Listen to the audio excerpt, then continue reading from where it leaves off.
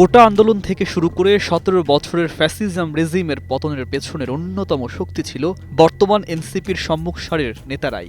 ত্রয়োদশ জাতীয় সংসদ নির্বাচনে সেই আন্দোলনের কাণ্ডারীদের বেশ কয়েকজন হয়েছেন বিজয়ী, বসবেন সংসদে, প্রতিনিধিত্ব করবেন এক নতুন বাংলাদেশের। এই তরুণ তুর্কিরাই হয়তো সরকারের ভুল ত্রুটির তীব্র সমালোচনা করবেন, দেশকে সঠিক পথে এগিয়ে নিতে রাখবেন গুরুত্বপূর্ণ ভূমিকা।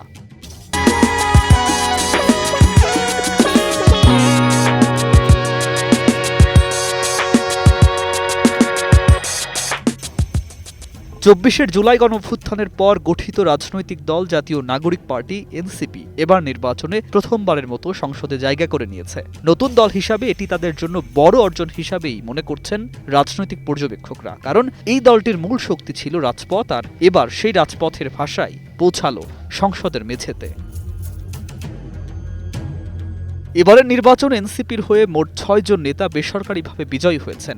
ঢাকা ১১ আসনে দলটির আহ্বায়ক নাহিদ ইসলাম জয়ী হয়েছেন। রংপুর ৪ আসন থেকে জয় পেয়েছেন সদস্য সচিব আক্তার হুসাইন। কুমিল্লা ৪ আসনে বিজয়ী হয়েছেন দক্ষিণাঞ্চলের মুখ্য সংগঠক হাসনাত আব্দুল্লাহ। এছাড়া নোয়াখালী ৬ আসনে জয়ী হয়েছেন যুগ্ম সমন্বয়ক আব্দুল হান্নান মাসুদ। কুড়িগ্রাম ২ আসন থেকে বিজয়ী হয়েছেন যুগ্ম আহ্বায়ক আতিকুর রহমান মুজাহিদ এবং নারায়ণগঞ্জ ৪ আসন থেকে জয়ী হয়েছেন যুগ্ম সদস্য সচিব আব্দুল্লাহ আল আমিন।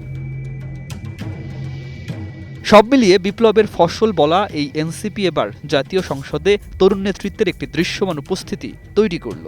সমালোচকদের মতে এত কম বয়সী আন্দোলন থেকে উঠে আসা প্রতিনিধিদের সংসদে প্রবেশ বাংলাদেশের রাজনীতিতে বিরল ঘটনা। এখন দেখার বিষয় রাজপথের সাহস তারা সংসদে ধরে রাখতে পারে কিনা, আর নতুন বাংলাদেশের প্রতিশ্রুতি বাস্তব রাজনীতিতে কতটা রূপ নিতে পারে।